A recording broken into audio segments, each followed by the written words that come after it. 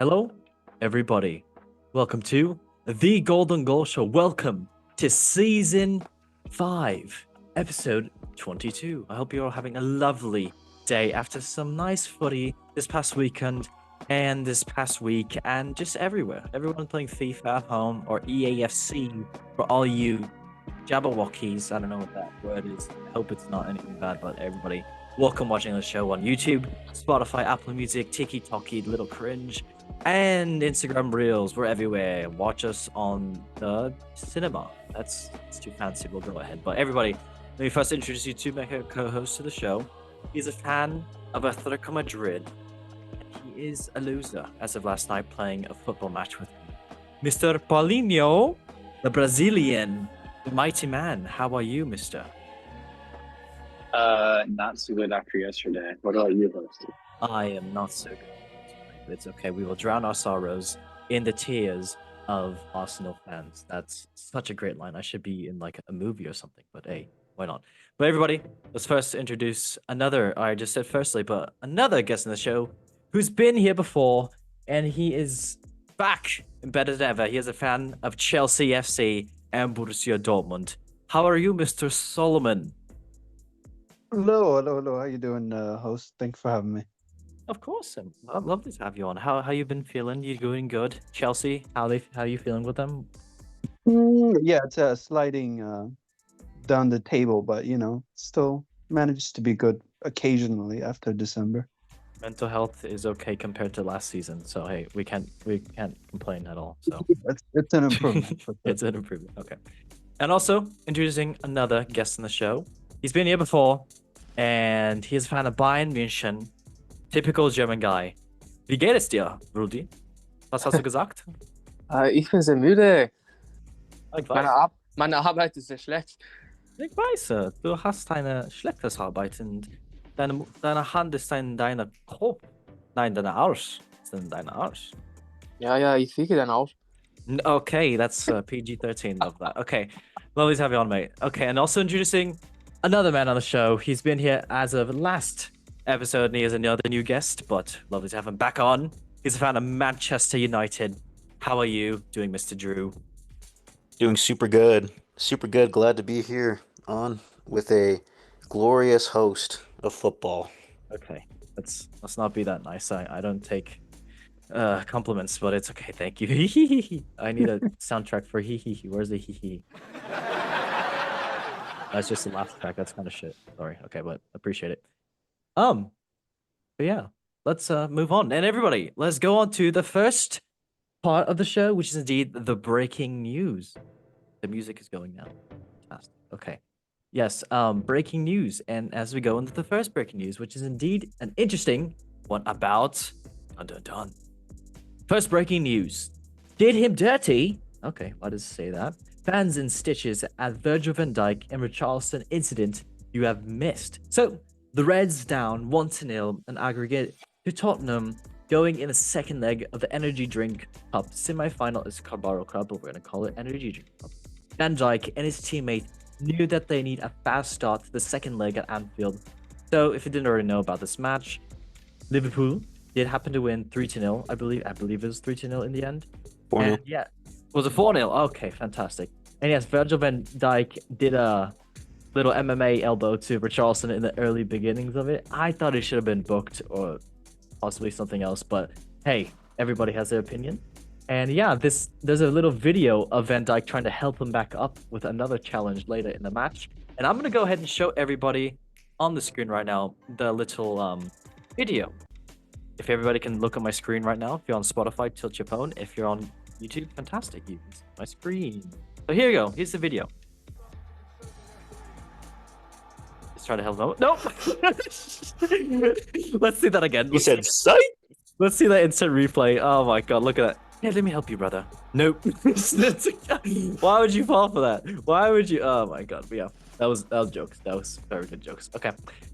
All right, lovely stuff. Mr. Drew, 1 or 2 words about the Virgil van Dijk and Richarlison little banter. Great sportsmanship. Love that so much. Thank you, mate.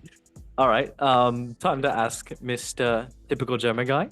1 or 2 words about Mr. Richarlison and Van Dijk. I mean, as somebody who's half Dutch, I think it's funny because I think Richarlison's a total knob. So he should. He kind of deserves it. Good. Love that. Okay. And Mr. Solomon, 1 or 2 words for Virgil van Dijk and Richarlison. Oh, loving relationship. I don't think it's. I think it stems from Everton, Liverpool versus instead of Tottenham. That's actually Liverpool? true. Yeah. I mean, yeah, that makes sense. Yeah. Yeah, that makes sense when you look at it like that. Yeah. Okay. Using facts and brain power. Couldn't relate. Okay. Mr. Paulinho, 1 or 2 words about Richarlison and Van Dijk going on a little beefaroni sandwich. Silly pigeon. Silly. That sounded like the Tricks commercial in America. It's silly rabbits. Okay. Fantastic. Thank you, mate. All right. On to the next breaking news. So the next breaking news. Oh, we do have a couple United news. Sorry about that, Drew. Napoli chief reveals the real reason why Alejandro Garnacho talks broke down. So the Manchester United forward was heavily linked with an exit from Old Trafford during the winter transfer season, with Serie A side at one point appearing favourites to land his signature. Garnacho emerged as a favourite for the Italian outfit following the departure of the star Kvaratskhelia. Probably butchered that, but love that, from PSG. And we're looking for a new option. So, what the Napoli chief did say this: we made an I have to do Italian. We made an important offer to United. We got very close. The player wants to leave the Premier League. Yahoo! In January, because in July it's different. He wanted to be satisfied financially, something we can't do at the moment. And it's not right towards the others who are doing important things as well too. We don't want to, and we think it's right when there's an average salary in a dressing room, and you have to put a young player who earns a higher salary. Honestly, that is actually very, very well done by Napoli. So that's a great example. But maybe he could have helped them, but you never know. But yes, according to finances right now, the weekly salary of Garnacho is £50,000 at Old Trafford. I mean, compared to other Premier League earners, it is a little bit, but it's funny that's very, very close to the highest paid player at Napoli right now, which is Romelu Lukaku. But yeah, interesting. Okay, Mr. Paulinho, 1 or 2 words about Mr. Alejandro Garnacho not going to United. Too expensive. Yes, very agreed. Thank you, mate. Very clear. Okay, Mr. Solomon, 1 or 2 words about Alejandro Garnacho not going to United. Very sad. Not going to Napoli. Yes, damn. Probably for the better. For the better. Okay, Mr. Typical German guy, 1 or 2 words about Mr. Alejandro Garnacho, looking like he's biting his lip right now, essentially. Overrated and inconsistent. Damn, that's crazy. And the United fan, 1 or 2 words about Mr. Alejandro Garnacho not going and staying with the club. I think it's reasonable for Napoli not to go through with the deal. In my opinion, I think it's a bit too early for Garnacho to leave United. Probably give him 2 or 3 more seasons. He's still pretty young. I still have patience with him because it's like his third full first team year with the senior team. So I'll be patient with him. But if he doesn't perform in the next 2 or 3 seasons, I'll let him off, just like what we're doing with Rashford. Damn. But yeah, it's a reasonable deal with Napoli. I don't blame him. Okay, yeah, fair enough. Okay, well, that was the breaking news for Mr. Alejandro Garnacho. Next breaking news, another United one. Yeah, sorry, back-to-back ones. Lisandro Martinez said to be out for the rest of the season with a suspected torn ACL. So yes, the Manchester United star was forced off in tears on Sunday after suffering a knee injury during the Red Devils' defeat at Crystal Palace. United will not know the extent of the injury until Tuesday, but fear Martinez has torn his ACL. It is the second time that the 27-year-old has suffered a serious knee injury, having been forced out for 8 weeks in February 2024. Damn, he's 27 years old? I didn't even know that he was 27 years old. Okay, interesting. But yes, Ruben Almiron said this in the press conference. We are going... Where's Ruben Almiron from again? Is he He's Spanish? from Portugal. Portugal. I got this. I got this. We are Portugal. going to see the next days that, but I think it's a serious situation. He is not only a great player, but a strong character in the dressing room. Health, and when you are a player, you know something is serious. We are here to help him in this difficult moment, and I like help us. Yeah, so sad times for Mr. Martinez, and now for United, now missing a crucial centre back that was helping them big time right now. So the butcher is not so well at the moment. But yes, let's get into comments. Drew, you are first. 1 or 2 words about. I mean, you can say one or 2 words about the Taro Martinez. P-A-I-N. Big blow to our defense. Did you say P-A-I-N? P-A-I-N. Okay, yes, got that. Sorry, English isn't my first language. All right, love that. Pain. Yes, that is a big pain. That is a big pain. Wait, okay. Just a question. Who's gonna be the starting center backs now for United now? I'd pick Lenny Euro to replace Martinez. Okay, fair. I mean, at least he's fit and healthy. But then I mean, again, he's a lot more reliable to put back there than Mats Rawe, and especially Luke Shaw. Oh my god. Yep. Yep. Yeah, we don't want to get into that conversation. No, we won't. Okay, lovely stuff. Okay, Mr. Paulinho, 1 or 2 words about the man, Lisandro Martinez, being crying. Unfortunate and good Portuguese accent. Oh, thank you, mate. It's I have a Portuguese brother-in-law, so no, I don't think that's what it is. You're lying. I know someone that's Portuguese and they're married to someone in our family, so fair enough. There you go. Lovely. Yes. Mr. Typical German guy. 1 or 2 words about Mr. Lisandro Martinez being sad. I don't know. I think it's pretty terrible. I've always liked watching him as a defender, especially because he's part of the Short King Brigade. He didn't let his height define him and became a center back in the I just Premier got League. that. Damn. Okay. Well, no, in all seriousness, he didn't let his height define him and became a pretty decent center back in the Premier League and a consistent starter for Argentina. So, and as somebody who's gone through a layoff due to injury, it sucks. So I can only imagine what he's going through. So hopefully he gets better soon, even if he is a United player. Yeah. Short Kings will all cry now.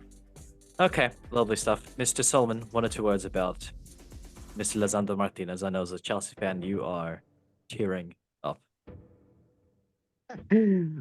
Such is life, you know. It happened. Yes, it is. C'est la vie, you know. Yeah, c'est la vie. C'est la vie. That's Mandarin for rub my tummy, I think, right? Yeah. I'll take that as yes. Thank you. Lovely. All right, on to the next breaking news. So, the next breaking news is indeed about Mikel Arteta forcing Noah. Does someone know how to say this lad's name? Nwaneri. I think it's one Neri. Nwaneri. Okay. Wanyeri or something like that. Nwaneri. Lovely. Is forced to use different dressing room from his teammates. So, interesting thing. Now, he did score his 5th Arsenal goal in the 5-1 demolition at Manchester City on Sunday. And yeah, some interesting facts, I guess, that you didn't know. So, Arteta said this in a press conference. I don't know why he's talking about Nwaneri. Said it again wrong in the dressing room, but hey, no judging. He said this: Ethan cannot be in a dressing room still, which is unbelievable. He needs to get dressed somewhere else, even on match day. When you see those two, Lucas Skilly and Nwaneri, walking next to each other, talking to each other, there is a bond there in their chemistry there. Arteta said ahead of the Wednesday Energy Drink Cup semi-final against Newcastle. He said this as well. I imagine for them to be special because at the moment they are still in the 2 different dressing rooms. So there is somebody that close to him to have the trust and confidence that link. I think is Leggy. And he goes on to talk about how lovely to have those 2 youngsters in the squad. All right, no Diddy. Okay, Mr. Mr. Typical German guy. 1 or 2 words about Mr. Nwaneri in a different dressing room than everybody else. I have to admit it's a little bit strange, but I guess if it, I mean, yeah, it makes sense. I mean, I guess it makes him comfortable, but at the same time, I mean, how old is he again? He's what, 6? 14? I think it's 17 or 18. Oh, okay, that makes more sense. But yeah, I mean, it makes sense. 17, provided- 17. I mean, providing some privacy before the matches too, because I can imagine. I mean, I don't know about you, but if I was 17 and playing for Arsenal in the Premier League, I'd probably be a little bit nervous before every match. Maybe he just needs some time to sort of decompress and get into his best mental state or something. Yeah, it's pretty good. Pretty good. Okay, Mr. Solomon, 1 or 2 words about Mr. Ethan Nwaneri. I still don't know how to say his last name. In the different deafening room. I don't know. That seems very weird to me. But it's Arsenal for you. Fair enough. Thank you. Okay, Mr. Paulinho, 1 or 2 words about Mr. Nwaneri being different. Damn, that's Separated. Yes. Okay. Love that. I don't know if I held that statement to what I said. Okay. Mr. Drew, 1 or 2 words about Ethan Nwaneri in a different dressing room because he is a youngster. Better way to put it. Interesting. I mean, Yes. Manu did not receive this kind of treatment at United. So I don't know what Arteta's thinking is behind that. But I mean, I guess if it makes him more comfortable from both sides, then sure, adapt to your player's circumstances. Yeah, there we go. That was very, very good. Okay, on to the next breaking news. Another Arsenal one, actually. So, I'm sure we all love banter. So, breaking news. It's embarrassing. Gabby, someone's... Okay, I'm just going to say this again. So, breaking news. Lucas Gilly did an interesting celebration against Man City this past weekend after beating them 5-1. And if you didn't already know, there was beef before the game with Lewis Skille, one of the Arsenal youngsters who's 18 years old, I believe. And yes, when can someone explain the beef? Or someone explain the beef? I know I can explain it, but I can't do it as good as probably someone that knows the backing of this as well too. So Holland said to Mikel Arteta to stay humble after Arsenal drew Man City at the Etihad. And ever since then, like Arsenal fans have just been super like butthurt about it. Mhm. And then it's just been the central theme after that with with their rivalry this year of like be humble or stay humble. Yeah, stay humble. Stay humble, stay humble. Okay, and also another one that I wanted to mention with this breaking news is actually this is the main breaking news is that you guys are gonna love this. The Premier League looks to be wanting to ban excessive celebrations, and if you do an excessive celebration, making fun of say the home crowd, or maybe another player, or like mocking anybody, you would get a yellow card or possibly a red card.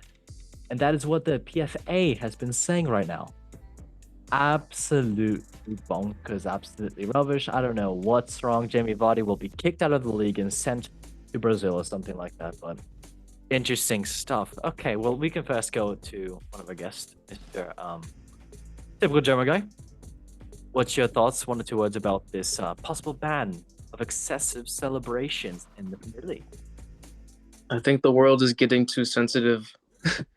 I mean, I don't know if you remember, but there was a point where Abadayor left Arsenal and then he went to Man City and then he scored against Arsenal and literally ran the full length of the pitch just celebrated in front of the Arsenal fans. Yep, and see, that's the thing. Like the EPL is known for that, right? It's known for the banter between the fan bases and the players. I mean, so I don't see what the problem is, but I guess like I said, I guess everybody's too sensitive these days and just can't handle good old rivalry and banter. So yeah, I'm just gonna say first that this is like something that's possible. It's not going to happen as of right now, and they're trying to come from the rules of the NBA where it's all unsportsmanlike conduct, and receiving a player can get receiving 2 in a game will result in a player being ejected.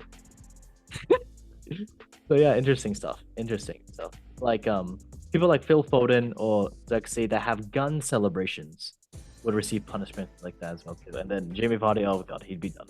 Yeah, okay, sorry. Going on to another person. Solomon, 1 or 2 words about the possible ban of excessive celebration. Yeah, this is one of the long series of like making the football world like the American sports. Mhm. Like there's like a ejection something that sounds something from basketball. Like excessive celebration is from Exactly. football. Like you got to celebrate. And it's like the more outrage you get, the more, I guess, people interact with you, but which is not a healthy thing. But I think people should celebrate however they like. They just scored a goal. Like, I don't know. Seems very. But again, this is one aspect of the football world, like the soccer world, becoming like more like you know, a mainstream or typical, or just relying on outrage coverage other than instead of actually providing entertainment value. Yeah. So it is what it is, but it just seems weird. It's a little bit. Okay, lovely stuff. Mr. Paulinho, 1 or 2 words about possibly banning excessive celebrations. That would be. Imagine they did that in La Liga. That would be a shame. Enjoy the present. Enjoy the present. You're a present to me. More flags taken down. Didn't hear what I said. Okay, lovely. Okay, Mr. Drew, 1 or 2 words about this possible ban of excessive celebrations. I'll sum up all my words and monologues into 2 words. Football's gone. Okay, lovely. I was thinking if someone's gonna say the one meme that who's that? I don't know. Oh yeah, Sean Dyche with the what does he say? What's the meme that Sean Dyche always says? I think he said it's bloody woke or something. Oh, something like that. I knew it was something like that. Yeah. Okay, lovely. Was it stuff. like All right. utter woke nonsense or But games yes, gone? that's it. Utter woke nonsense. That's the one. Thanks, Paul. Okay, lovely stuff. On to the next breaking news. Oh god, Brazilians, close your eyes. Actually, maybe you can open them because you used to sing this. So yes, breaking news. Neymar gets savage welcome. Savage. Like the Cardi B song. That was kind of cringe. Back to Brazil within 3 minutes of Santos' debut. Damn. So after coming on as a second half substitute, Neymar welcomed with a feisty 2-footed tackle. I'm looking on my screen right now to see it. It's kind of mad. They don't have a video of it right now, but if you go look it up, it's lovely. And he said this in a press conference after it. He said, I am very happy. I don't know how to do Neymar accent, but I'll try it. I'm just gonna do normal. I am very happy. We lived great moments here. There's still a lot that could come. Neymar said he had no words to describe the feeling of being back to his former side. He said this, I love Santos. I have no words to describe what I felt tonight when I stepped on the pitch again. I need minutes, games. I'm not 100%. I didn't expect to run and dribble so much tonight. I think I'll feel better in 4 or 5 games. Yep, the 33-year-old left Al Hilal after an injury-blighted time in Saudi Arabia and joined the former side on the 31st of January. So, yeah, it's been 12 years since he played for Santos, during which he became the most expensive player of all time. And yeah, interesting stuff. But I mean, it is the Brazilian league. No surprises there. Santos fought back in that match from a 1-0 deflect to 1-1 draw for Botafogo. Yeah, there you go. After a game that many opposition players and staff wanted photos with Neymar, and seems like the other team just wanted to absolutely rip him apart. I don't blame them. I mean, it's you come across Neymar and you don't want to try to go as hard as possible. It is what it is. Okay, lovely stuff. Mr. Drew, 1 or 2 words about Mr. Neymar in Santos. Lackluster. Damn. Okay, Mr. Paulinho, 1 or 2 words of Mr. Neymar over there in Brazil, your home country. But I would. Okay, love that. I don't know what you said, but fair. Okay, Mr. Solomon, 1 or 2 words about Mr. Neymar going to Brazil. He's hurt. If he cries. Hey, good for him. Like, it seems like an act of charity for me, but good for him. Yeah, good for him. And then Mr. Typical German guy, 1 or 2 words about Mr. Neymar going to Brazil. Honestly, I think it's hilarious. I don't know about you.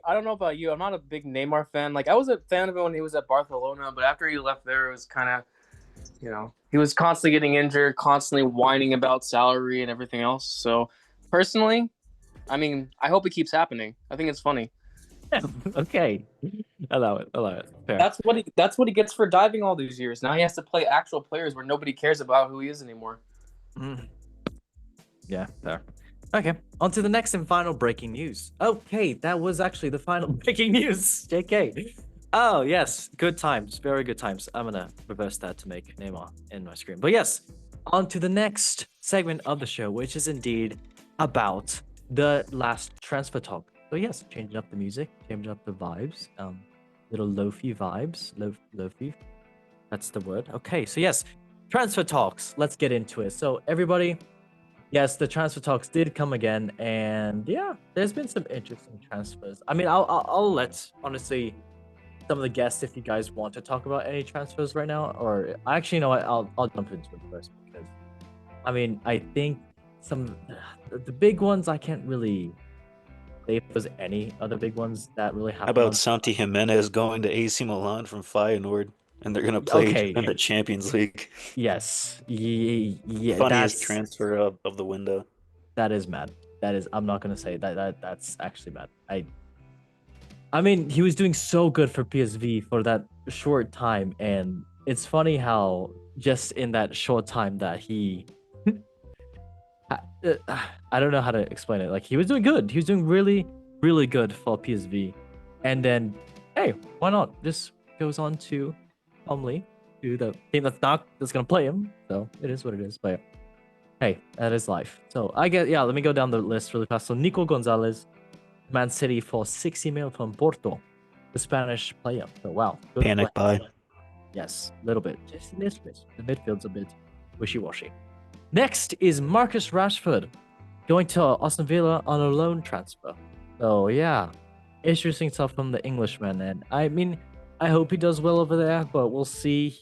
In that picture that when he signed, if you go to his Instagram, it looks like he just woke up from a hibernation of 13 No, years. literally, like I watched the interview.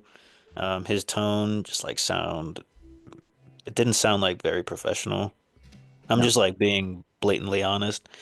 And it looks like get a he needs to get a fresh cut and shave, man. He does. Oh my god, yes, he No does. wonder why Amarin didn't like his attitude and didn't play him. He did so well for how long has he been at United for? Has it been like seven He's an years? academy kid. Oh, He made okay, he made okay. his first team debut in 2016 in the Europa League. Wow. Okay. Moving on. Still love the man though. Yeah, he He's does got to so. look a lot better. He does so well for the community. So hey, at least he's doing something right. Yeah. Okay. Next transfer, Galeno going from I don't know where he went from, but he's going to Ali for 50 million pounds. Porto. No euro. From Porto. Okay, thank you, mate. Thank you, mate. Yeah, the Brazilian. Good for him. Another one, Evan Ferguson, going from Brighton, I believe, to West Ham on a loan transfer. So hey, good for him. Vitor Reis going from I do not know, going to he's Brazilian, going to 37 million to Man City. Another panic buy probably. So good for him. Another one, Santiago Jimenez. Another one we just talked about, the Mexican going to AC Milan from PSV for 32 million. So hey, that could be. It's bad for PSV. Not gonna lie, it's gonna be bad for PSV. Yeah. Another one, Luis Enrique, going from I don't know, the net for 33 million. We talked about that already. I guess another one, Matthias Thiel, going on a loan from Bayern München to Tottenham for 10 million loan fee. So yeah, that's gonna be interesting. Another one. Don't even get me started on that. You No, could no. tell that was a bad transfer. No, just a little bit. Just a little bit. I mean, that's Harry Kane's probably is like, hey mate, go live in London for a little bit. Try some fishy and chips. Why not? Sunny, isn't it? Oh yeah, it's Harry Kane's like this. Is that a good Harry Kane impersonation to all of you lads? Well, and then 100%.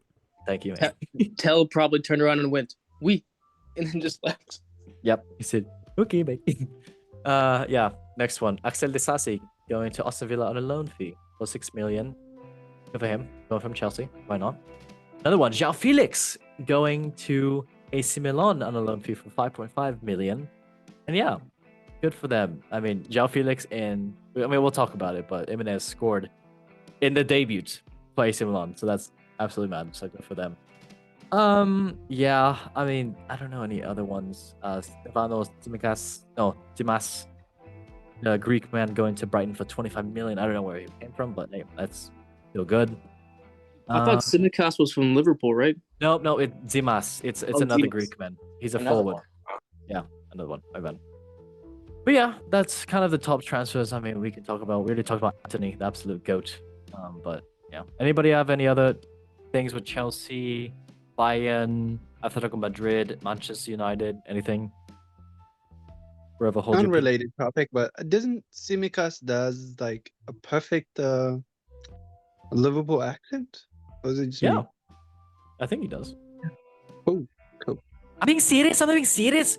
I'm not talking facts. I'm talking if. No, okay, I can't even do it. Sorry. I'll try again later. Okay. Anybody? Any transfers? You got anything with deadline day with United? Well, I mean, there's like some reports coming that Kenda already signed a contract for United for the summer, but I mean, Fabrizio didn't announce anything, so I wouldn't say it's 100% true. Okay. Yeah. Giovanni Kenda from Sporting CP, Ruben's old team. Currently 17 years old. Okay. Yeah. Nice. I do like the guy from City, Marmoush. And then the Kazakh guy. They Oh, have yeah. in defense. I just You made only the like him mistake. because he assisted a goal for Chelsea, mate. No, it just seems a very like the Chelsea. I mean, City and Liverpool signings, they just come in and fit.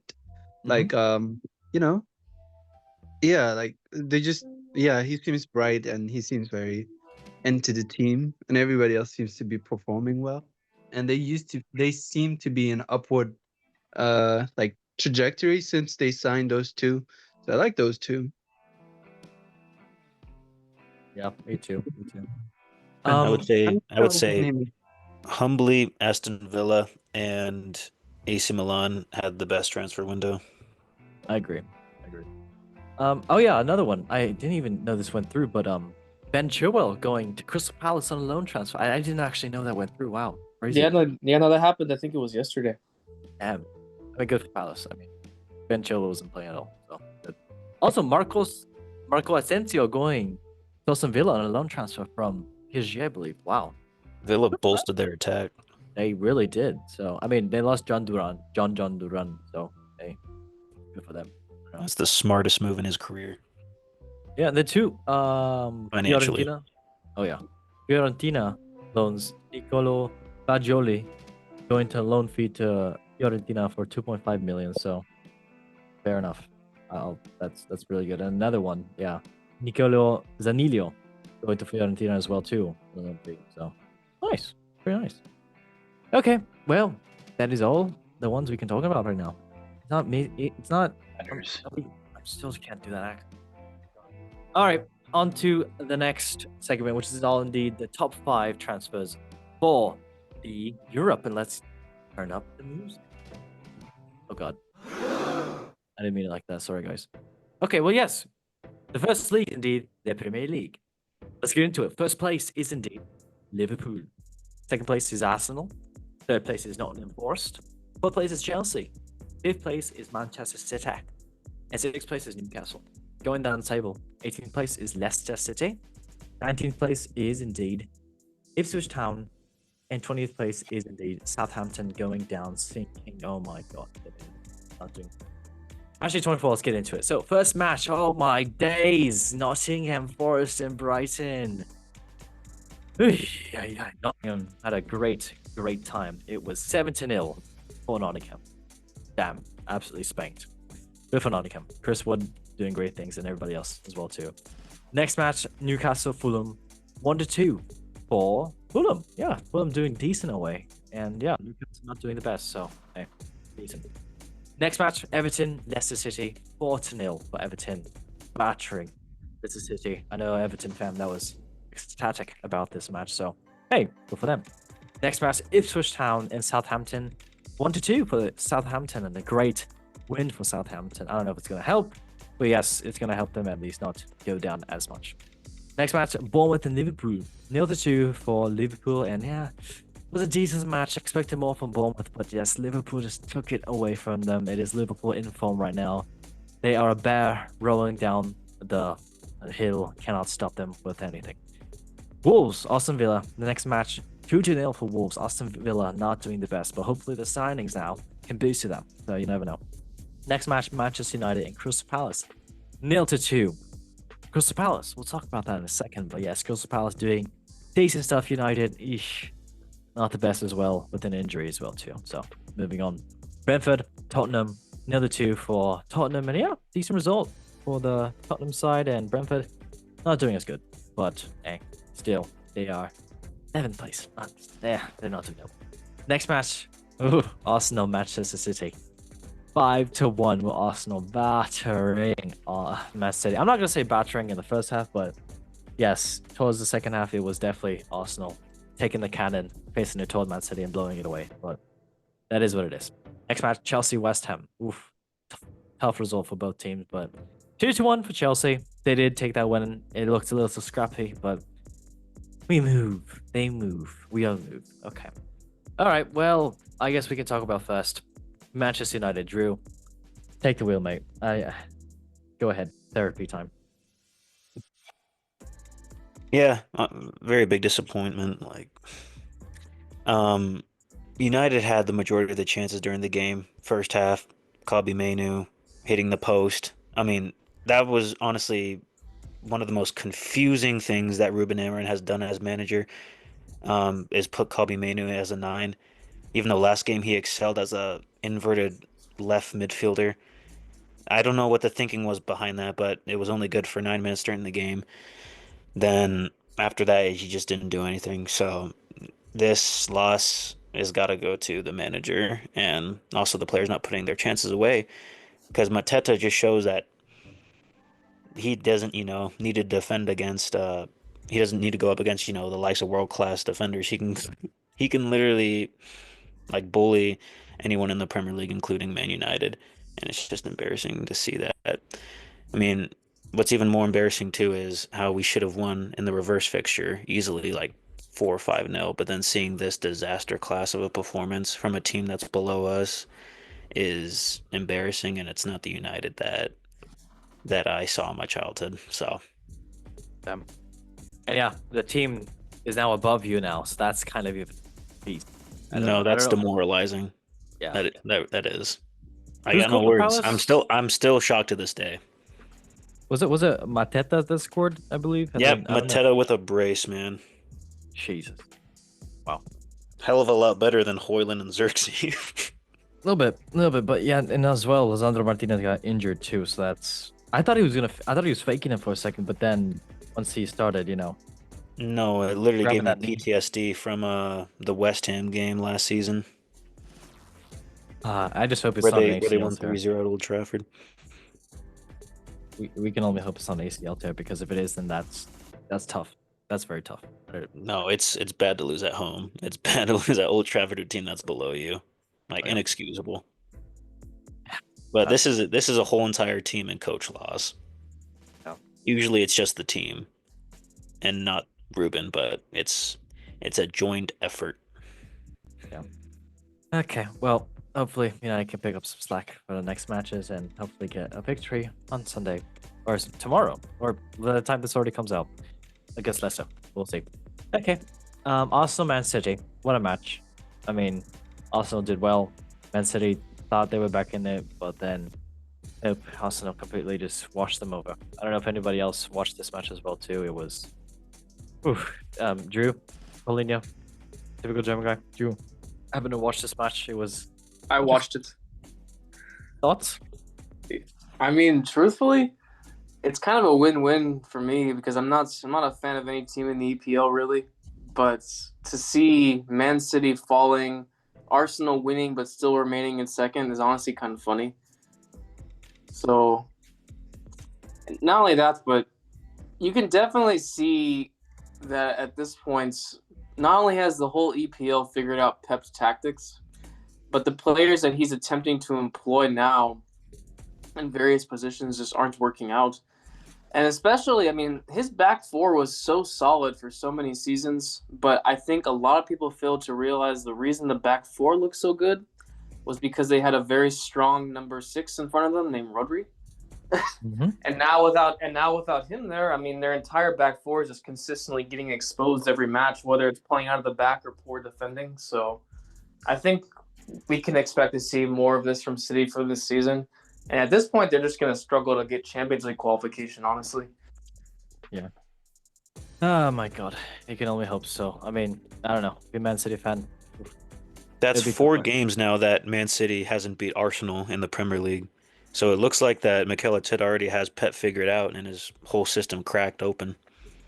Only if he could share the tactics with everybody. Chelsea fans, listen closely. Not with Ruben Amorim though. No. You know what I mean? No, maybe not. Okay. Next match, I guess we could talk about Chelsea. West Ham did happen to watch this match as well too.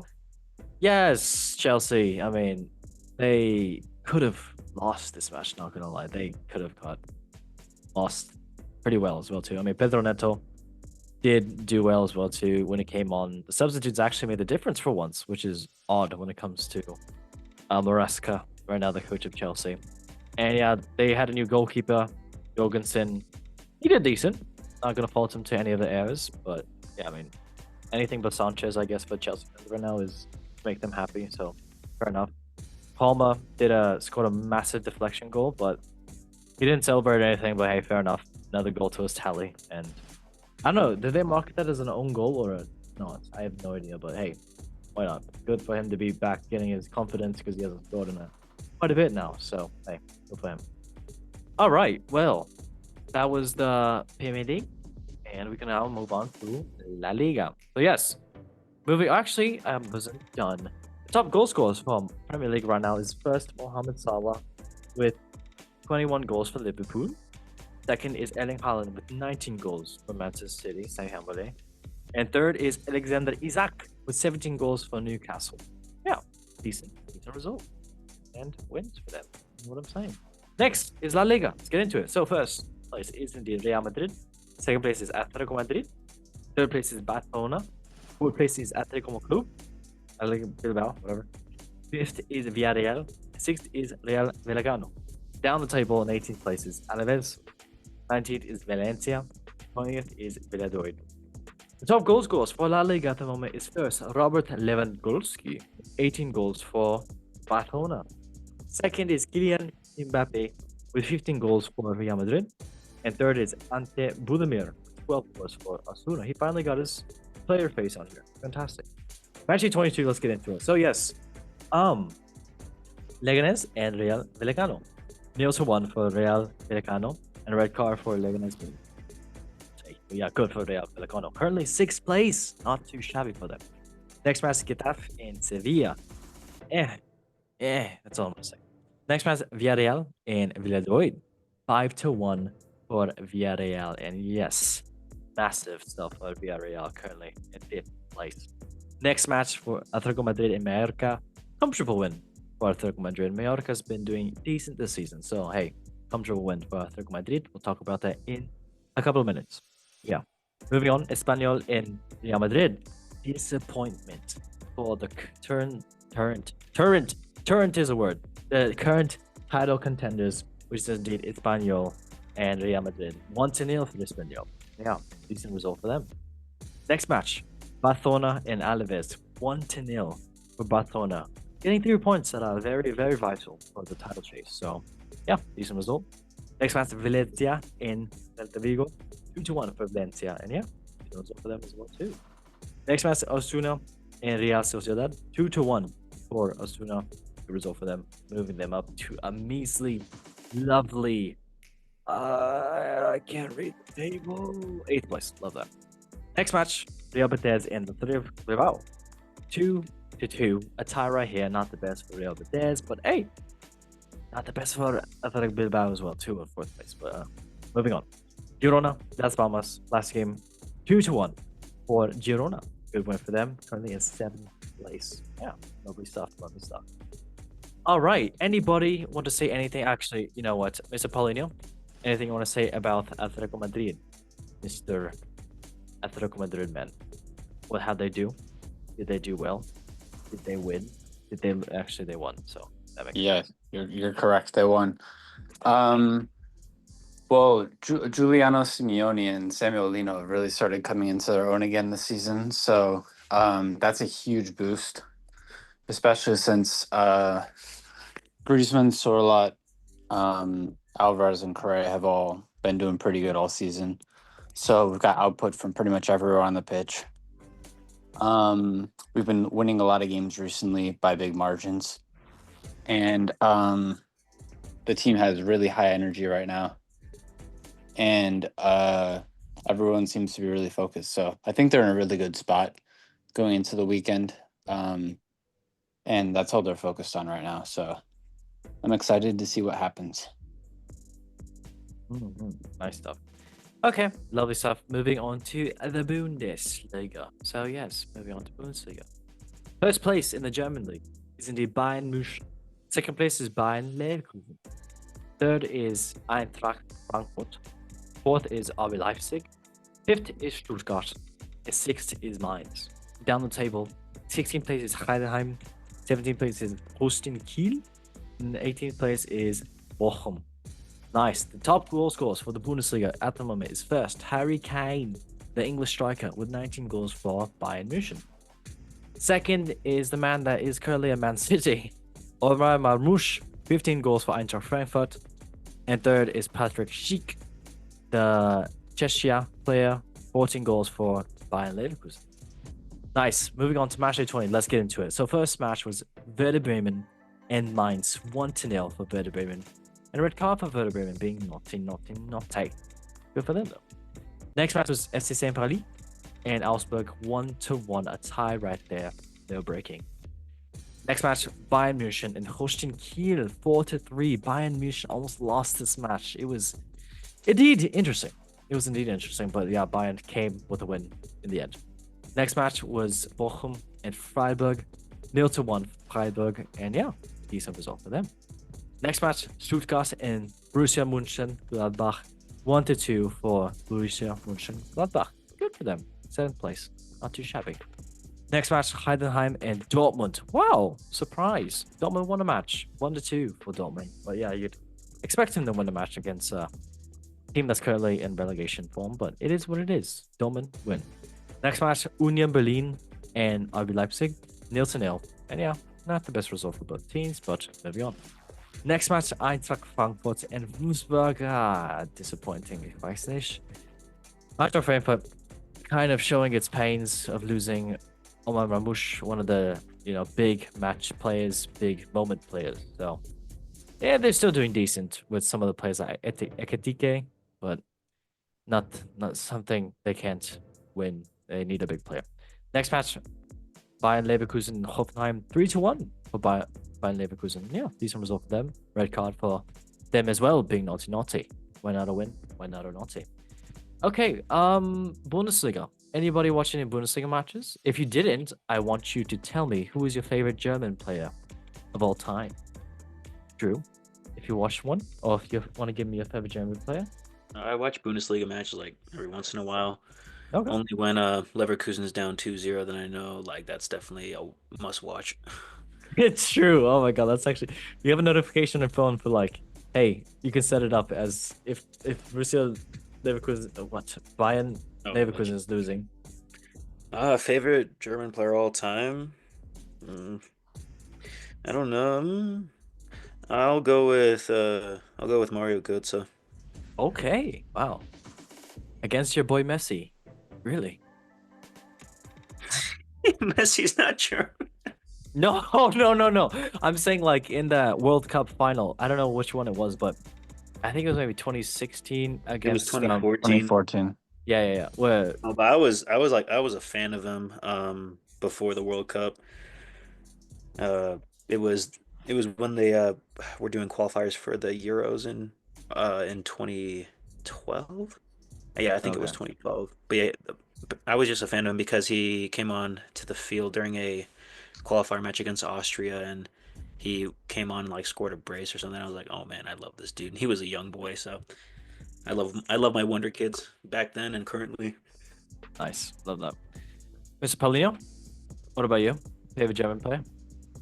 I'd say Philipp Lahm. I wanted to speak on Borussia Dortmund. Yeah, go ahead. I feel like they're a team that's really struggling from a lack of leadership, and their players only really show personality during major games. So, i.e., like the Champions League and any like games against the top of the table teams in the Bundesliga. To me, when I watch them, a lot of their players just like look nonchalant, and whenever something like they look like, I can't tell you this is happening, but they look like they're only focusing on things they do well in the match, and they're not thinking about any small mistakes they make, and almost like they're blaming things on their teammates and stuff. But I don't see any real leaders in the team. I remember a few weeks ago I watched a match where Emre Can lost his mark a few times, or didn't direct his defense very well, and he blamed a few of the other guys on the team. And this is one of their senior players that has been at the club for the longest time. And then I think another time that same game, they had Baini at left back, he's actually a really good quality left back in one-on-one situations and on the ball, both defensively and offensively. But he got passed, and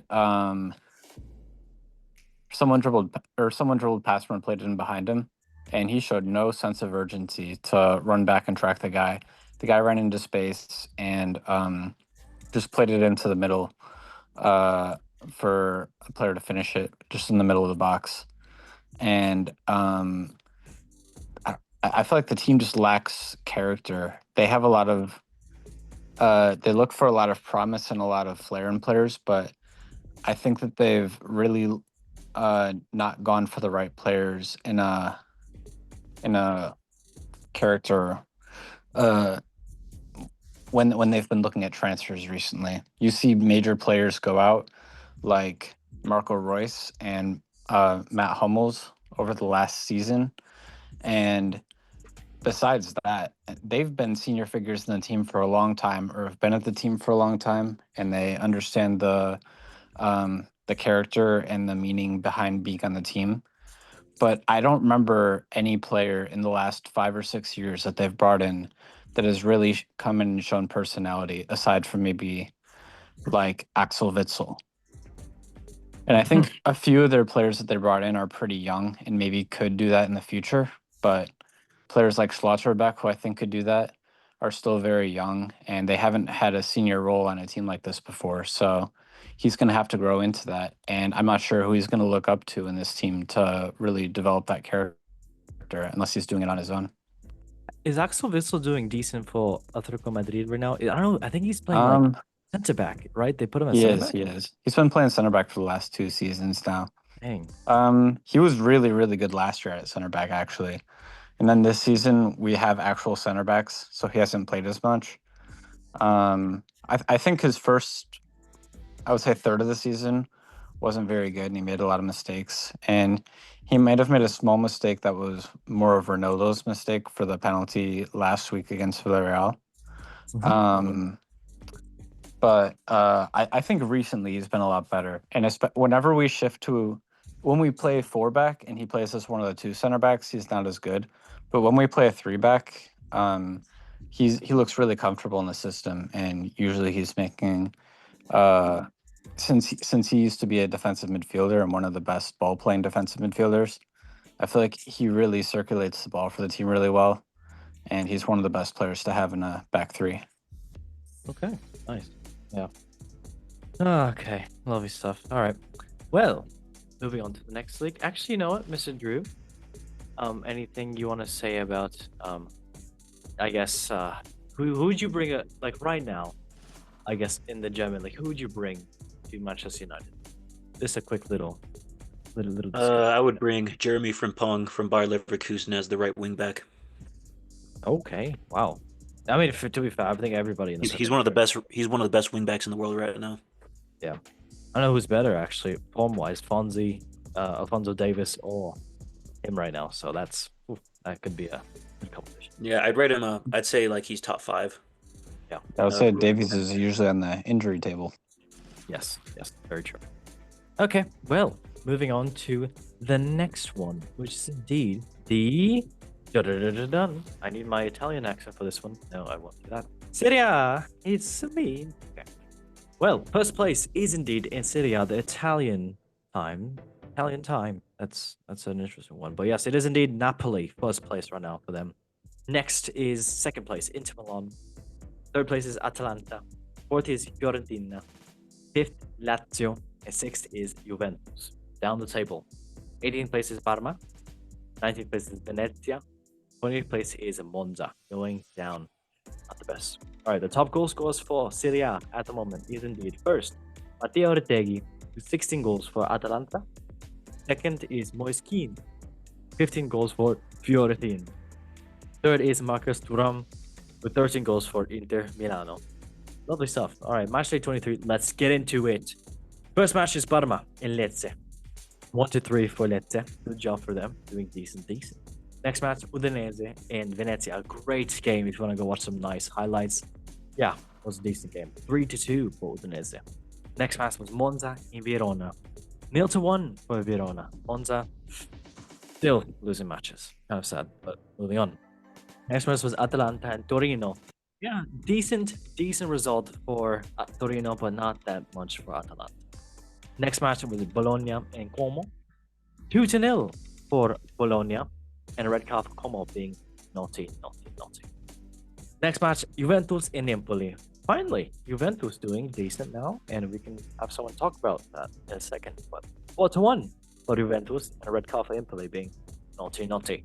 Next match, Fiorentina and Genoa. 2-1 for Fiorentina after bringing in some great signings. Currently in fourth place, so hopefully those signings are going to help them boost up the squad. Next match is the Milano Derby in San Siro. So, beautiful one. 1-1.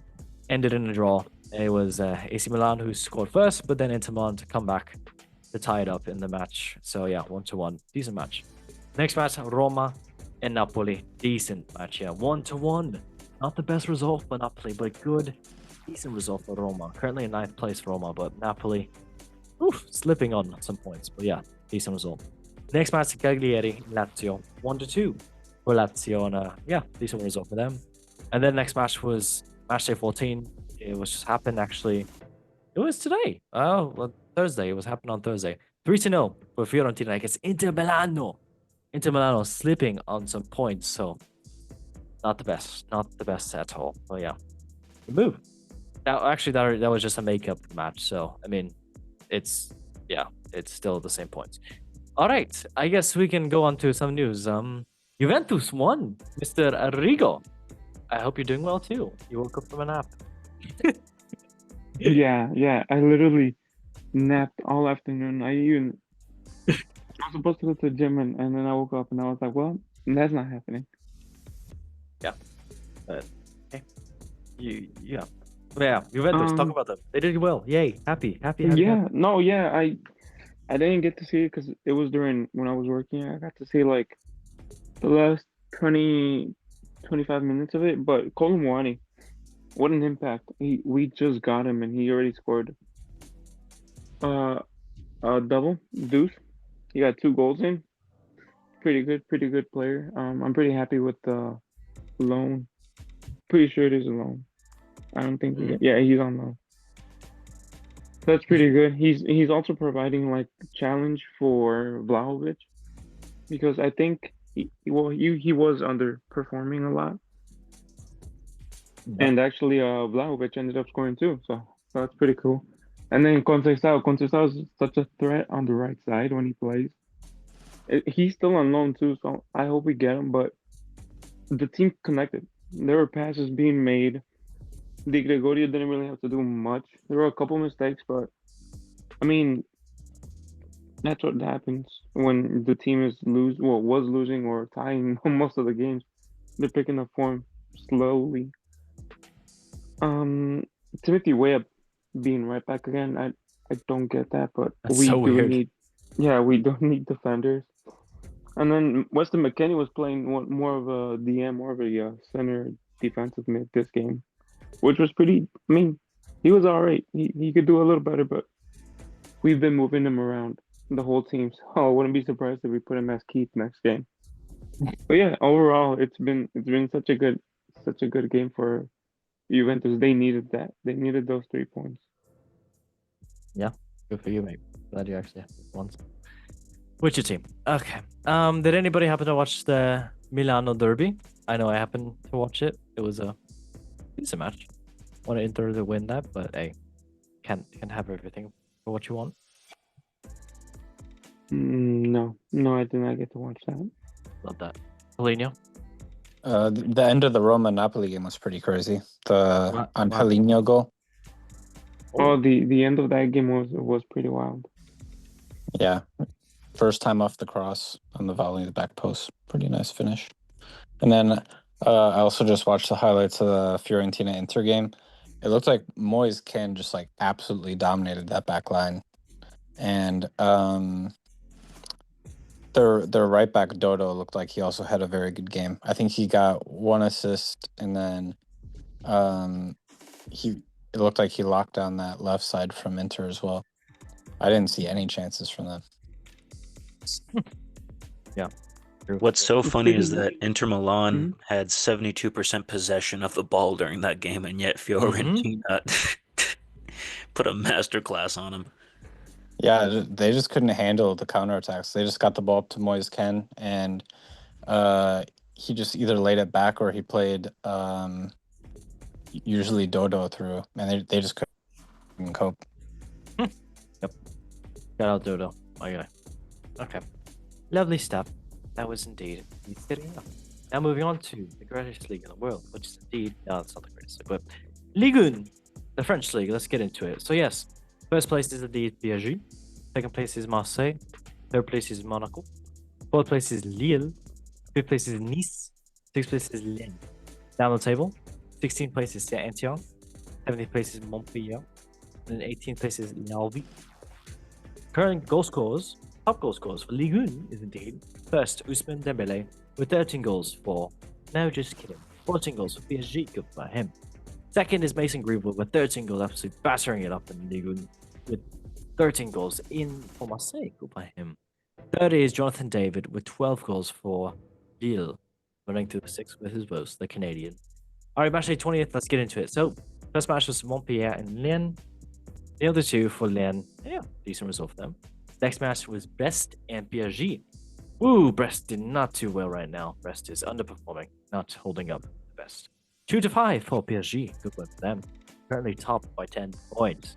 Rocker. Next match was Monaco and Ajax. 4-2 for Monaco. Yeah, decent result for them. Third place. Next match, I'm dying, is Lille and Saint-Etienne. 4-1 for Lille, battering it up over there in Saint-Etienne. Red card for them as well too, being naughty. Not good. Next match, Toulouse and Nice. Nice. 1-1. And yes, lovely stuff for not really, but yeah, decent result. Then it's Rennes and Strasbourg. 1-0 for Rennes. Yeah, nice. Good for them. And then it is Reims and Nantes. Yeah, good. 2-1 for Nantes and a red card for Reims. And then Angers and LV.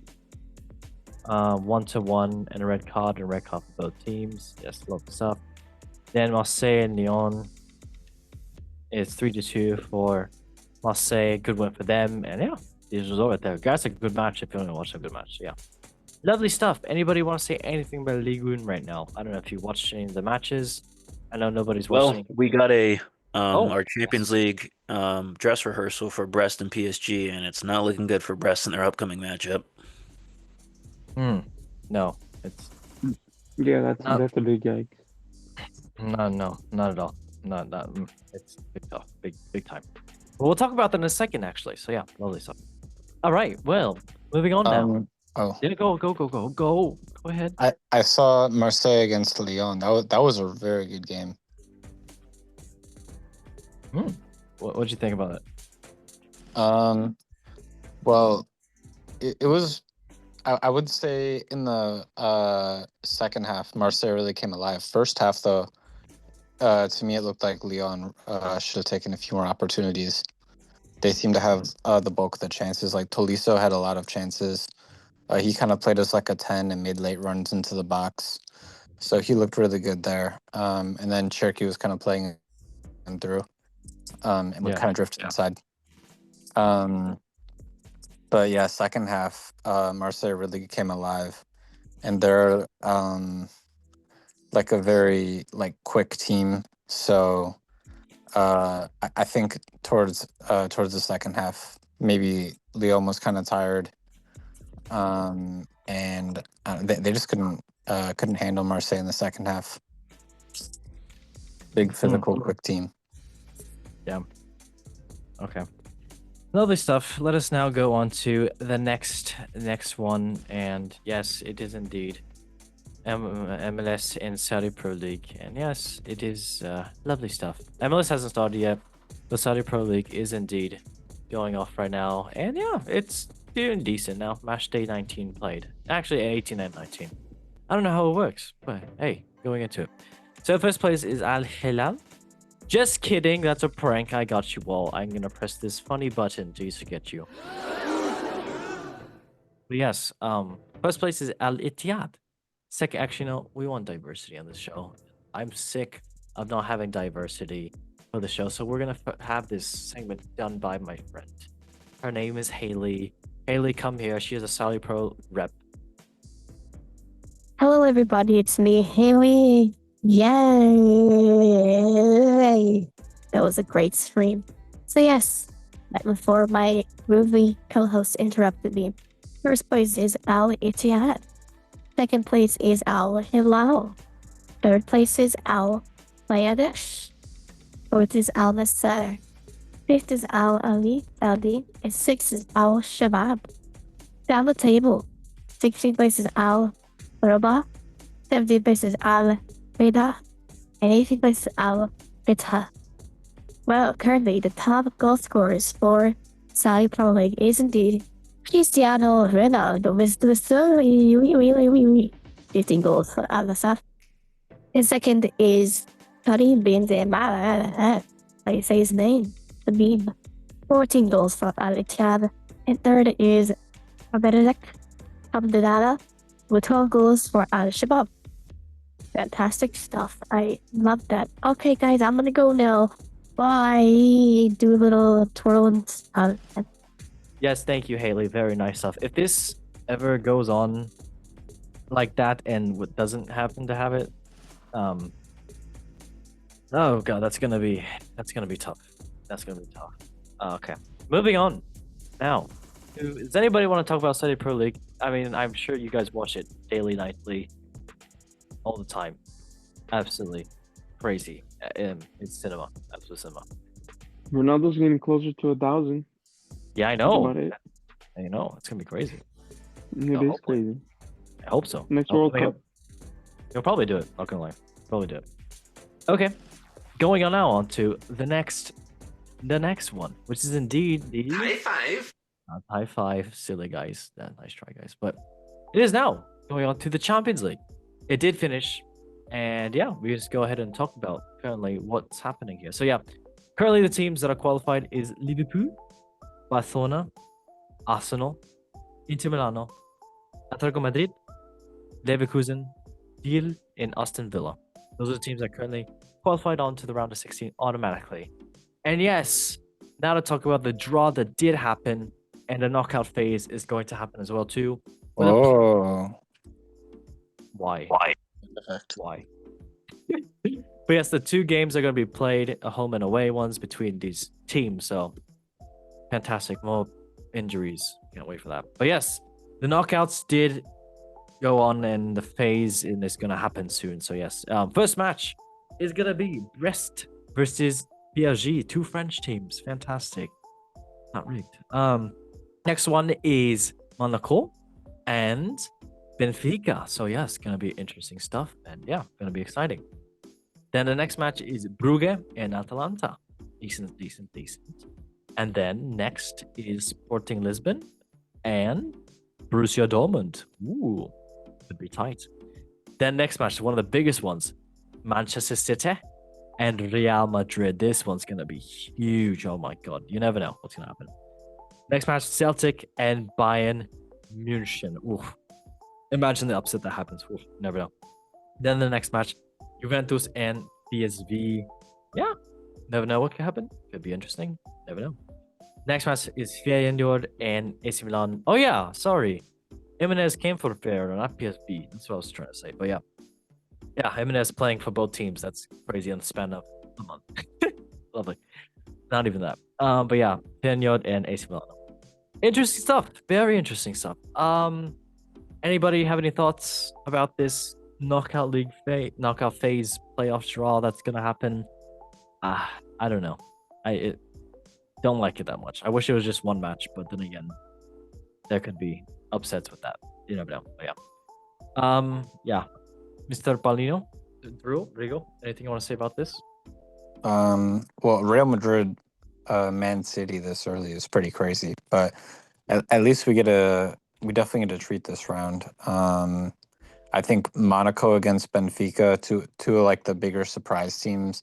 Benfica has done really good against a lot of the top teams. And Monaco was in the top few teams for quite a while up until recently.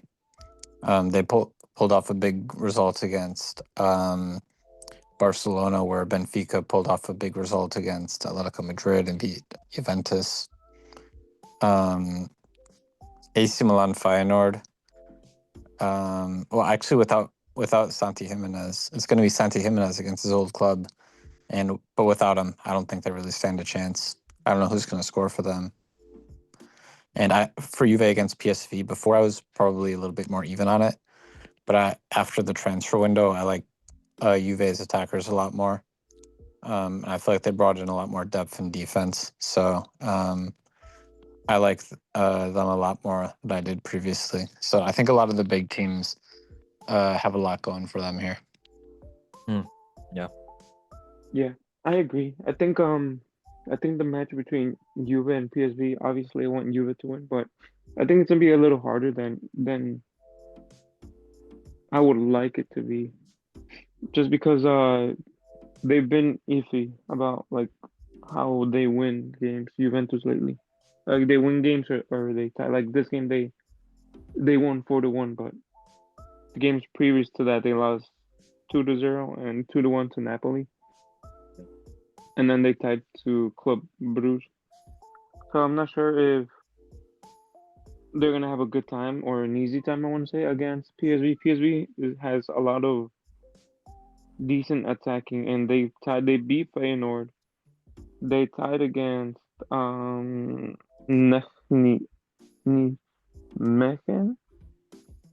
What? and they beat Liverpool 3-2. So they're definitely not a pushover.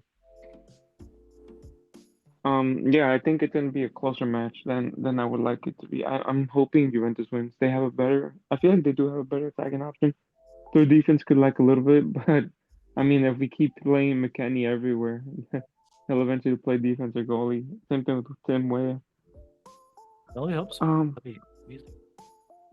yeah, Madrid City. I feel like that's a huge treat for us, and it's definitely gonna change the way the rest of the tournament is gonna play out. Okay, lovely stuff. Anybody else have anything? I don't know, Drew, if you want care about any of the teams over here. I think the two biggest matchups that I am watching are Manchester City, Real Madrid, and Feyenoord and AC Milan. Yeah. I don't see Manchester City getting past Real Madrid unless they somehow find a way to expose their defensive weaknesses, because Real Madrid's backline is not looking good right now, especially with the injuries they're facing.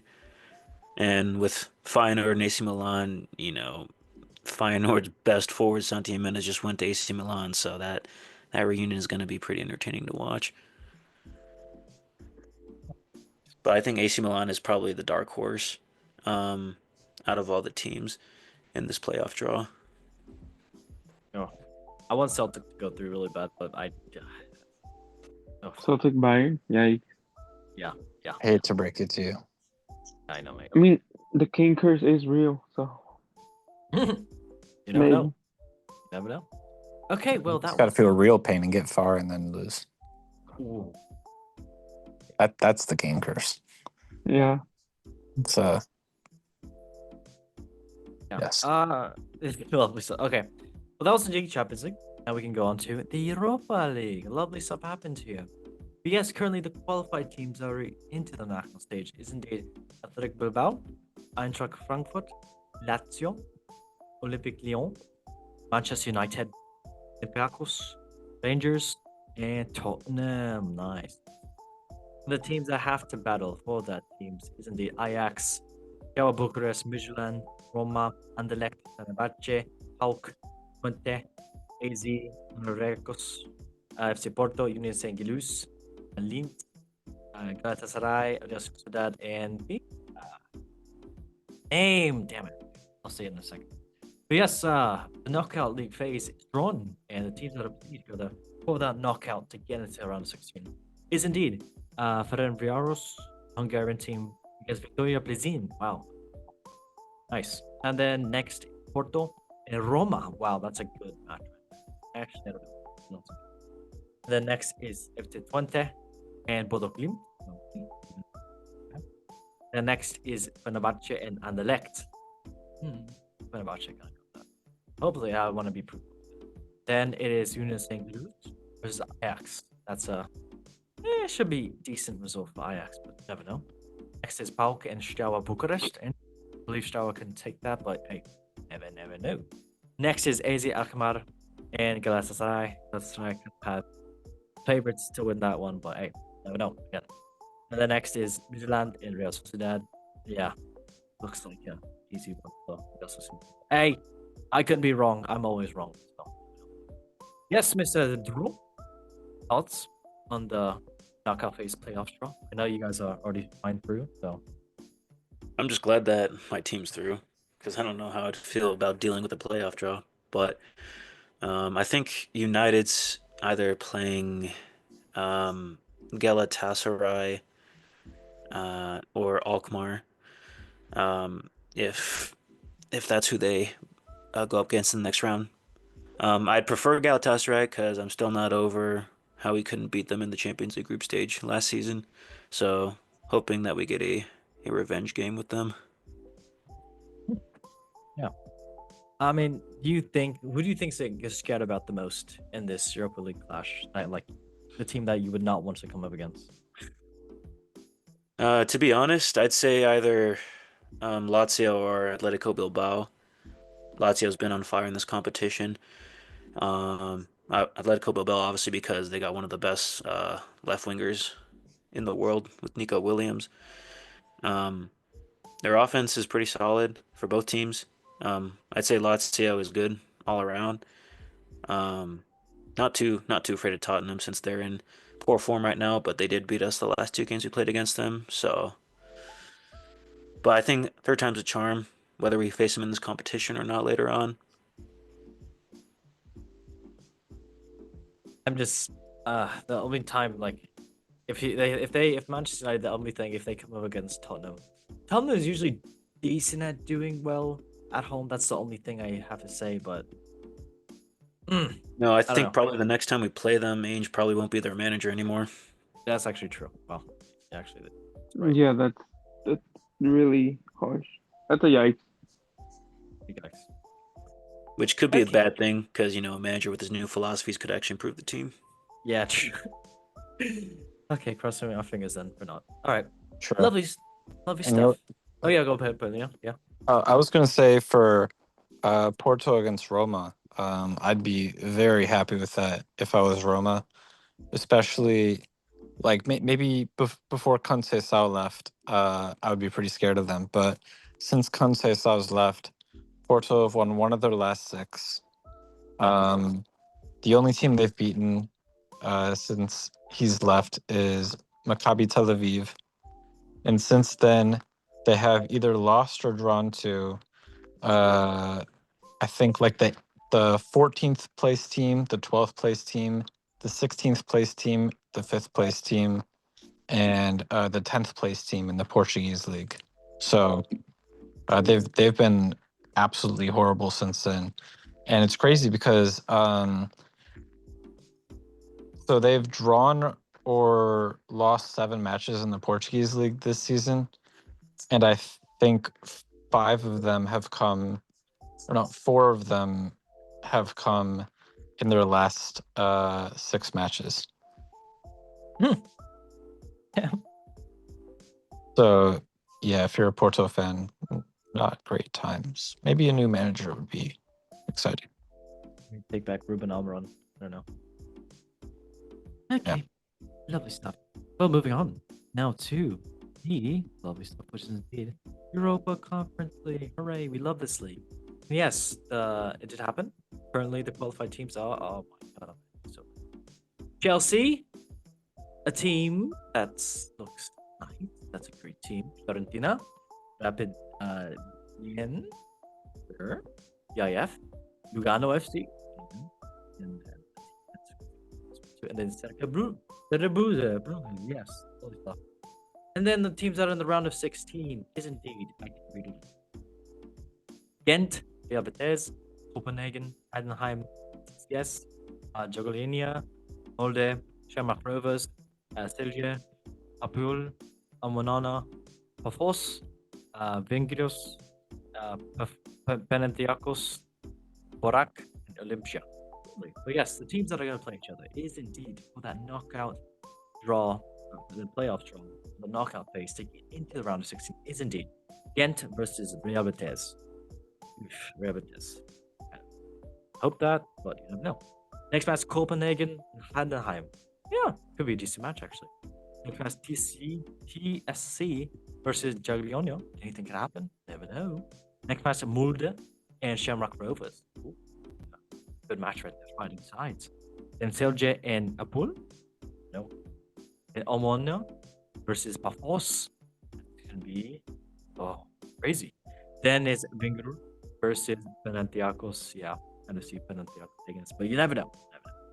Then it's Borak and Olympia. Yeah, decent teams. I know every player.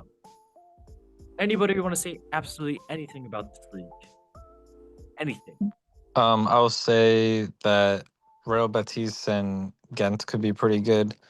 Real Betis easily has the highest ceiling of any of the teams in the playoff draw. But Pellegrini's been historically really bad with Real Betis in knockout competitions over the last, I want to say, at least 3 or 4 years. I think that he's had them.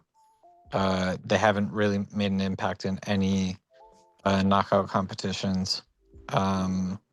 So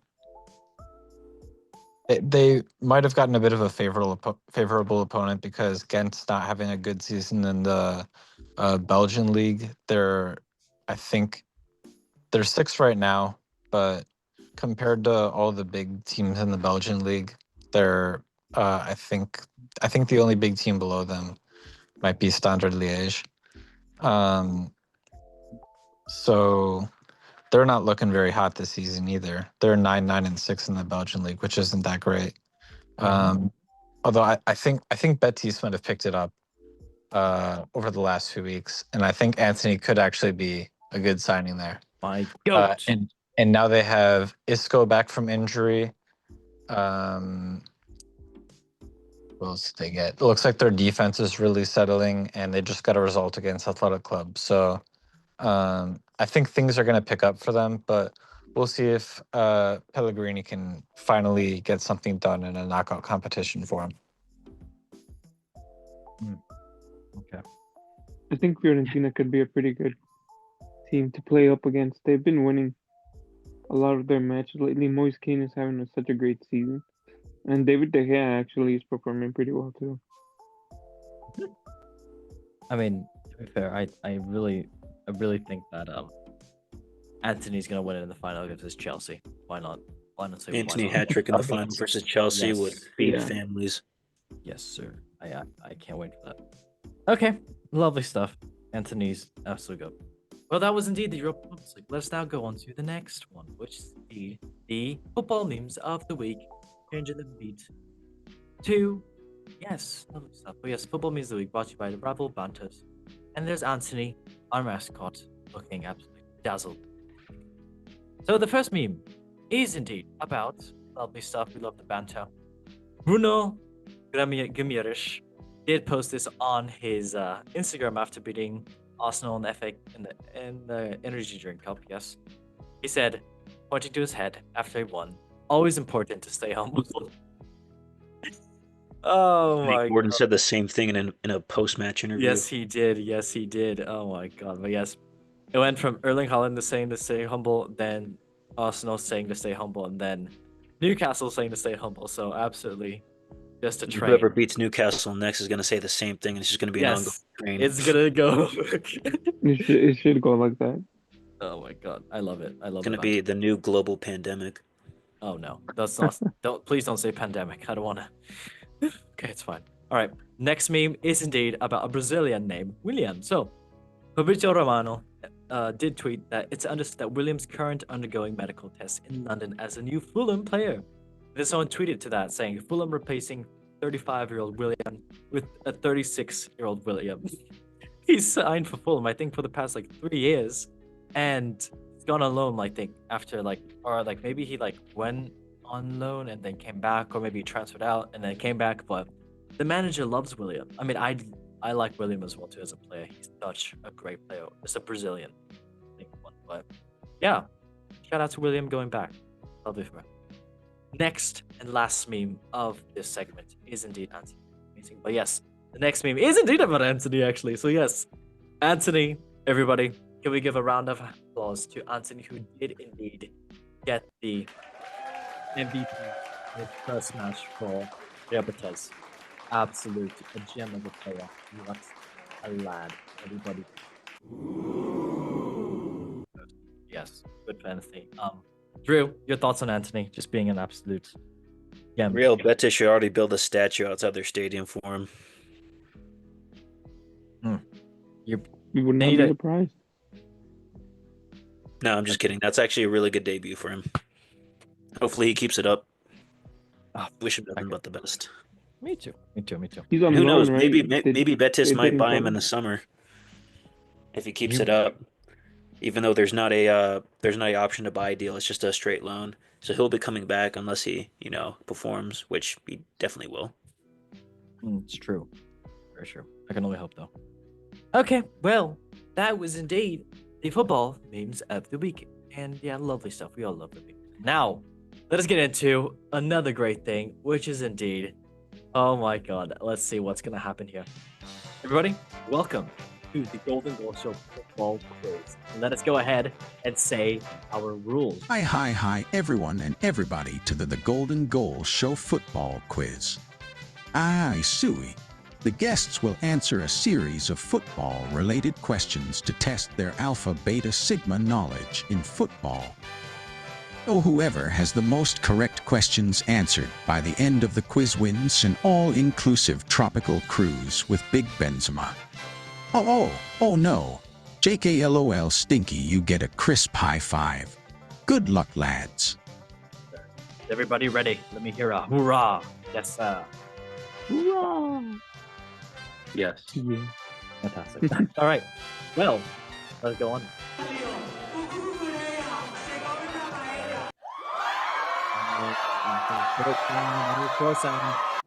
It's time to go! Everybody's ears. All right. Let's get into it. So this quiz is indeed about the Premier League 2015-2016 season. Random. I'm so good. So yes, question number 1. Leicester City have won the league title for the first time in their history. Who were the last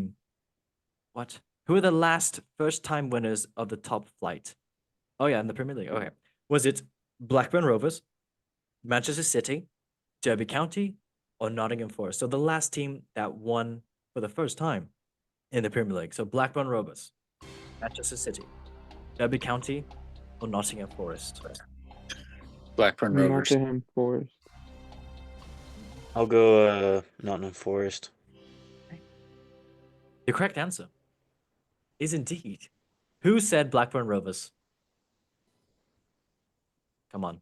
I know someone said it. Paulinho. Nobody. Nobody, you silly boy. They won it in 1977, 1978. So nice try, buddy. Mr. Rico, what did you say? Nottingham Forest.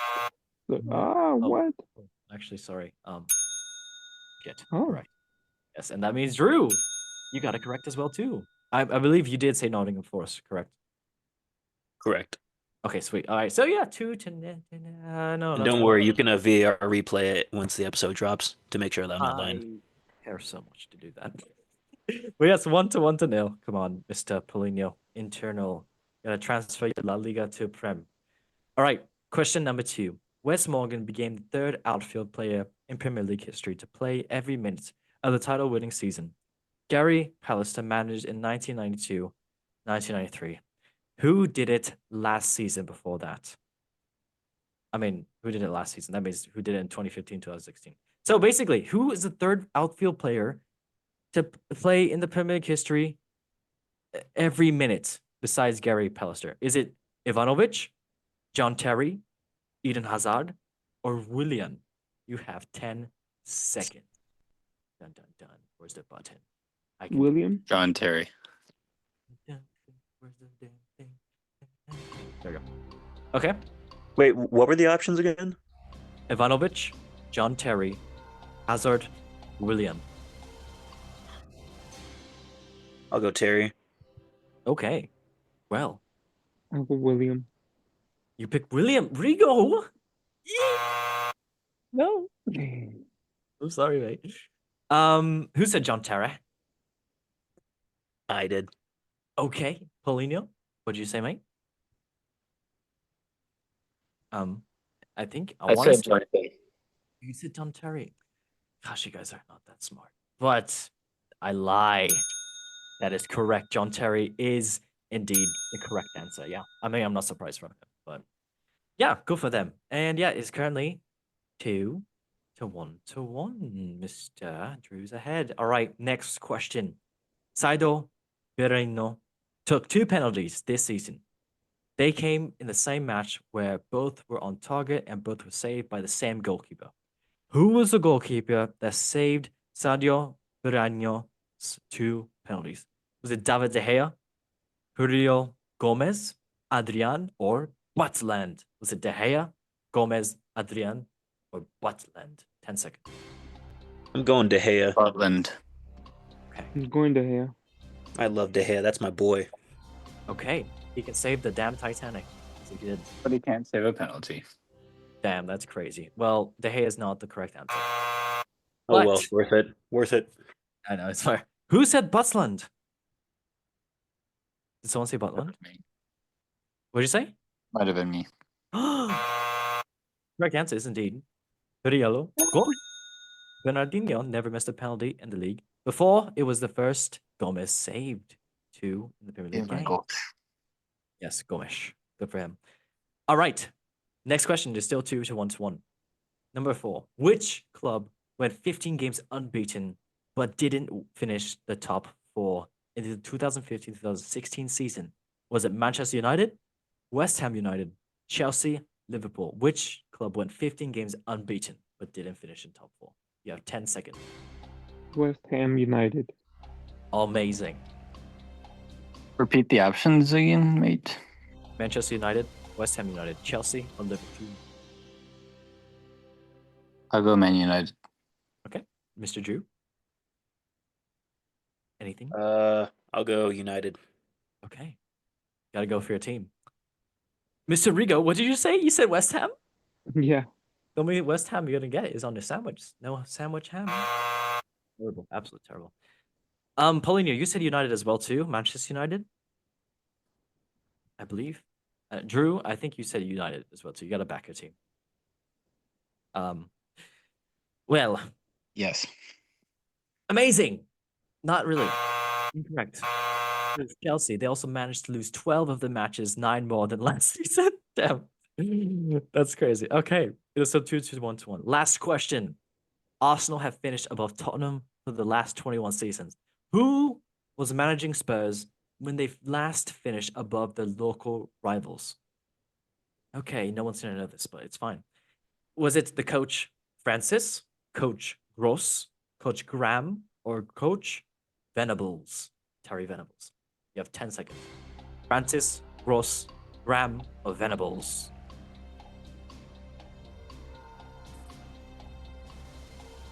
Francis, Gross, Graham. I'll go Francis. Okay. I will Yeah, go Venables. Okay. Rose. Okay. Well, that was kind of gross of you, Rigo. Not you as a Wow. person, but the answer choice because you're amazing. You're a sweetheart. Sweetheart. That was a nice breathe in the mic. Okay. It is not. Actually, you know what? Paulinho, mate, I'm sorry. But it is indeed, lads, it's Tottenham. That's what it says. Gary Francis is the correct answer, and that means that the winner of this show is indeed Another one. for you, Mr. Drew. How do you feel, mate? Congratulations. Party time. Repeat, baby. Oh, can you get repeat? That's Repeat next time. Okay. We'll see. Hey, congratulations on winning on the show. Paulinho, mate, ever since Drew's been on, you've been what's happening? Ironic how two don't know the of the answers. questions that I answered are from Manchester United, and they were wrong. Nice. I do not know the answers, mate. We'll do a pretty quick. I gotta cheat off the key. I gotta get a key. Damn, I'll send it next time. Rigo, I cried for Yeah. you. We did win. Yeah, I cried for myself. Well, everybody, that was indeed the lovely show. Hope you all enjoyed being on. It was very fun. I cried all the time. Yes, everybody, thank you for watching. And yes, Mr. Paulinho, thank you for being on as well too. While you were lifting and pumping, making yourself pumping. I don't know. Thanks for having me, Ben. You're welcome. I don't know why I said. Me neither. Thank you so much, my glorious host. Anytime being on as well too. United. Okay. This is perfect. There we go. Thank you for being on as well too. Always nice to have you. Waking up from a nap. Always nice to be here. Well, everybody, make sure you like, subscribe, and share because that'll show policy around that. I don't know. Everybody, thank you for watching the show. As we say in the show, in 3, 2, and then 1. One Love love football. football. Oh. Thank you for watching, and bye bye. Looking for the record.